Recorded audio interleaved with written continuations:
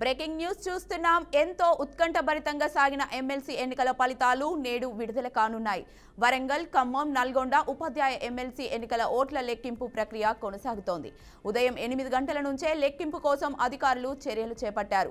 ఉపాధ్యాయ MLC ఎన్నికల్లో మొత్తం 24,139 ఓట్లు పోలయ్యాయి. ఒక్కో టేబుల్కు ఒక్కో కౌంటింగ్ సూపర్వైజర్, ఒక్కో మైక్రో అడ్వైజర్, 2 కౌంటింగ్ అసిస్టెంట్లు ఉన్నారు. ఉదయం 7 గంటలకు అభ్యర్థులు వారి ఏజెంట్ల సమక్షంలో స్ట్రాంగ్ రూమ్లను ఓపెన్ చేశారు. మొత్తం 150 మంది సిబ్బంది టేబుళ్లపై కౌంటింగ్ కోసం ఉండగా మరో 200 మంది కౌంటింగ్ సమయంలో సహకరిస్తారు. మొత్తం 350 మంది సిబ్బంది ఓట్ల లెక్కింపులో పాల్గొన్నారు.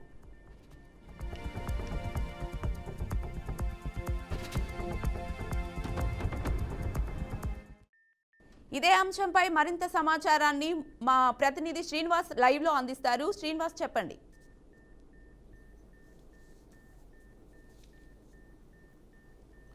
Good morning Sirisha. తెలంగాణలోనే జరుగుతున్నటువంటి టీచర్ ఎమ్మెల్సీ చూసుకున్నట్లయితే తెలంగాణ వ్యాప్తంగా ఈరోజు కౌంటింగ్ కూడా మొదలైనటువంటి పరిస్థితి. వరంగల్, ఖమ్మం, నల్గొండ సంబంధించిన ఉపాధ్యాయ టీచర్ ఎమ్మెల్సీకి సంబంధించి ఉదయం 8 గంటలకే కౌంటింగ్ ప్రక్రియ కొనసాగింది. దీనికి సంబంధించి పూర్తి ఏర్పాటు కూడా ఇప్పటికే ఎలక్షన్ కమిషన్ ఆదేశాల మేరకు అన్ని కౌంటింగ్ కేంద్రాల్లో కూడా కౌంటింగ్ కూడా మొదలైనటువంటి పరిస్థితి. ప్రధానంగా చూసుకున్నట్లయితే 24,139 ఓట్లు పోలైనటువంటి పరిస్థితి. దీనికి సంబంధించి 25 టేబుల్లకు గాను 25 రౌండ్లలో కంప్లీట్ చేయడానికి పూర్తి స్థాయిలో ఏర్పాటు చేశారు. ఉదయం 8 గంటలకే ఎవరైతే పోలింగ్ ఏజెంట్లే కానీ సంబంధించినటువంటి అభ్యర్థులు కూడా కౌంటింగ్ కేంద్రాలకు చేరుకొని పూర్తి స్థాయిలో తమకు ఇచ్చినటువంటి గ్యాలరీలో నిలబడి పూర్తిగా తమ ఓటు హక్కులను వినియోగించుకున్న వారి ప్రతి ఒక్క ఓటును క్షుణ్ణంగా పరిశీలించి కౌంటింగ్ కూడా ప్రారంభమైనటువంటి పరిస్థితి. పూర్తి స్థాయిలో మొత్తము ఖమ్మం, నల్గొండ, వరంగల్ చూసినట్లయితే 24,139 ఓట్లు పోలయ్యాయి. దీనికి సంబంధించినటువంటి డివైడ్ చేస్తూ పూర్తి స్థాయిలో ఎక్కడికక్కడ 25 టేబుల్ కూడా ఏర్పాటు చేశారు. మొత్తం 130 మందితో పాటు సెక్యూరిటీ సిబ్బంది కూడా ఏర్పాటు చేసి ఎప్పటికప్పుడు ప్రతి గంటకోసారి ఎవరైతే కౌంటింగ్ ప్రక్రియ చెప్తారో బరిలో ఉన్న అభ్యర్థులకు ఎన్ని ఓట్లు వచ్చాయి, దీనికి సంబంధించినటువంటి ఫస్ట్ ఎవరు ఉంటారు, సెకండ్ ఎవరు ఉంటారు అనేది కూడా పూర్తి స్థాయిలోని ఒక మ్యాప్ కూడా ఉంటుంది. దీనికి హెల్మెట్ అయిన అభ్యర్థుల పేర్లు కూడా ఇక్కడ చెప్తారు. హెల్మెట్ అయిన ప్రతి అభ్యర్థికి ఎన్ని ఓట్లు వచ్చినాయి అనేది కూడా మరి ఒకసారి కూడా చెప్పడం జరుగుతుంది. ఇది కౌంటింగ్ సంబంధించినటువంటి విషయాలు. ప్రధానంగా చూసుకున్నట్లయితే కౌంటింగ్ సంబంధించిన ప్రక్రియ సాధారణ ఎన్నికలే కాకుండా ఉపాధ్యాయ సంబంధించిన ఎన్నికలకు సంబంధించి చూసినట్లయితే పూర్తిగా భిన్నంగా ఉంటుంది. దీనికి సంబంధించిన ఎన్నికల్లో పాల్గొన్న ప్రతి అభ్యర్థికి సంబంధించినటువంటి ఓట్లను మరొక అభ్యర్థికి కూడా కలపడానికి ఇది ఒక సిస్టమ్ ఉంటుంది. మిగతా ఓట్లలో అయితే ఓటు ఎవరికి వస్తారో వారు గెలుపు ఓటంలో ఉంటారు. కానీ మొదటి ప్రాధాన్యత, రెండో ప్రాధాన్యత, మూడో ప్రాధాన్యత ఓట్లతోటి కౌంటింగ్ ఉంటుంది. దీనికి సంబంధించిన ప్రక్రియ ద్వారా ఎమ్మెల్సీ సంబంధించినటువంటి అభ్యర్థులు కొంతమంది వేరే వచ్చిన ఓట్లను కూడా వీళ్ళకు హెల్మెట్ చేస్తూ కౌంటింగ్లోని వారికి కూడా కలపడం జరుగుతుంది. ఇది టీచర్ ఎమ్మెల్సీ సంబంధించినటువంటి కౌంటింగ్ ప్రక్రియ దగ్గర ఉన్నటువంటి విషయం. ప్రధానంగా చూసుకున్నట్లయితే టీచర్ ఎమ్మెల్సీకి గతంలో పోటీ చేసిన అభ్యర్థులు కూడా మరి ఈసారి కూడా పోటీ చేశారు. ఇక్కడ ఉన్నటువంటి 19 మంది అభ్యర్థులు బరిలో ఉన్నటువంటి పరిస్థితి. ఖమ్మం, నల్గొండ, వరంగల్ చూసినట్లయితే బరిలో ఉన్న అభ్యర్థులతో పాటు ఈరోజు ఆ కౌంటింగ్ కేంద్రం వద్ద పూర్తిగా వారి సంబంధించినటువంటి 19 అభ్యర్థులు కూడా ముందస్తుగానే 7 గంటలకే తమ ఏజెంట్లను కూడా తమ కౌంటింగ్ కేంద్రం వద్ద వచ్చారు. వారికి సంబంధించినటువంటి టేబుల్స్ అయితేనేమి వాళ్ళకి ఇచ్చిన అభ్యర్థి పేర్లు ఎక్కడెక్కడైతే ఉంటాయో వాళ్ళకి సంబంధించినటువంటి ఓటర్కి సంబంధించినటువంటి క్షుణ్ణంగా బ్యాలెట్ పత్రాలను వాళ్ళకు చూపించి మాత్రం తర్వాతనే కౌంటింగ్ ప్రక్రియ ప్రారంభమవుతుంది. ఈ కౌంటింగ్ ప్రక్రియలో ఇప్పుడు 8 గంటలకు ప్రారంభమైన కౌంటింగ్ ప్రక్రియ టోటల్గా ఓట్స్ ఎవరెవరికి ఎన్ని ఇచ్చాయని డివైడ్ చేస్తడం జరుగుతుంది. డివైడ్ చేసి 25 టేబుల్స్ జరుగుతుంది. ప్రతి టేబుల్కు పూర్తి స్థాయి ఓట్లు ఎవరెవరి పేరుతో ఉన్నాయో వారికి డివైడ్ చేసి బాక్సులు కూడా పెట్టడం జరిగింది. దీంతో పాటు అక్కడ 8 రౌండ్లో జరగాల్సినటువంటి ప్రక్రియకు సంబంధించి పూర్తి స్థాయిలో ఉన్నారు. పూర్తిగా మనం చూసినట్లయితే గతంలో పోటీ చేసినటువంటి అల్లువేలి నరసింహారెడ్డి గారు కూడా మనతో పాటు ఉన్నారు. వారికి సంబంధించినటువంటి ఎట్లా ఉండబోతుంది, ఎన్ని ఓట్లు పోలయ్యాయి, దానికి సంబంధించింది చెప్పబోతున్నారు. వారిని కూడా అడిగి తెలుసుకుందాం.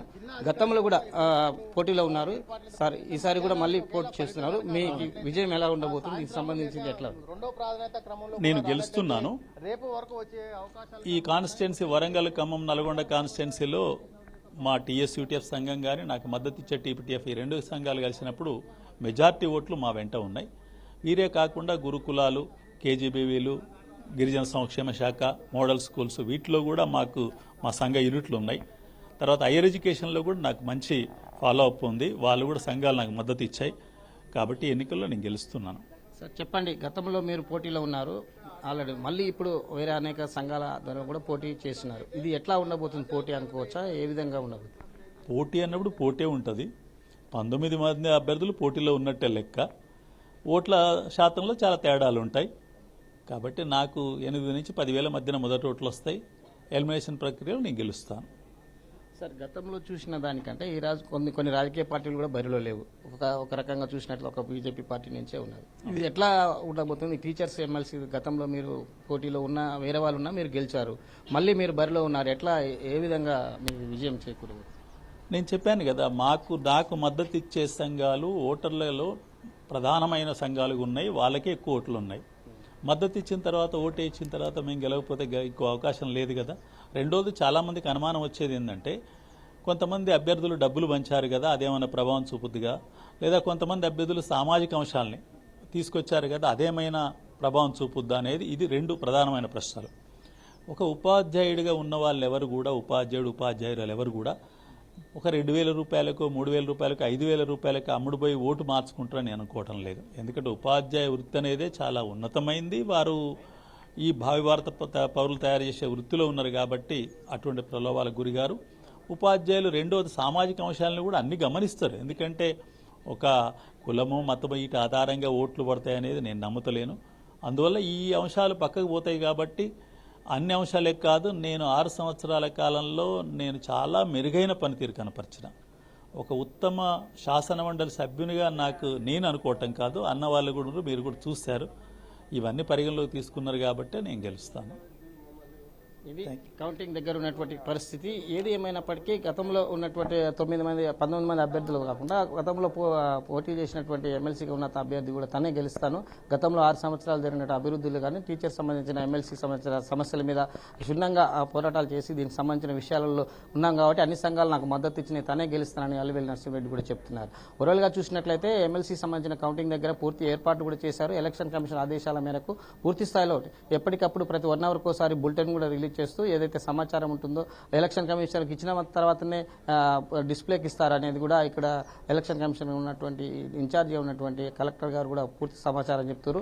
ఏది కౌంటింగ్ సంబంధించిన వివరాలు కూడా ఎలక్షన్ కమిషనర్ రాష్ట్ర స్థాయిలో ఇచ్చిన ఆదేశాల ప్రకారమే జరుగుతుంది. ఇక్కడ ఎవరి ఆదేశాలు కాదు, అక్కడ డిస్ప్లేకు వచ్చిన ప్రతిదీ ఎలక్షన్ కమిషనర్ ధృవీకరించినాకనే ఇస్తారనేది కూడా చెప్తున్నటువంటి పరిస్థితి. శిరీష, ఇది ఇక్కడ ఉన్నటువంటి తాజా పరిస్థితి. Right, thank you Srinivas.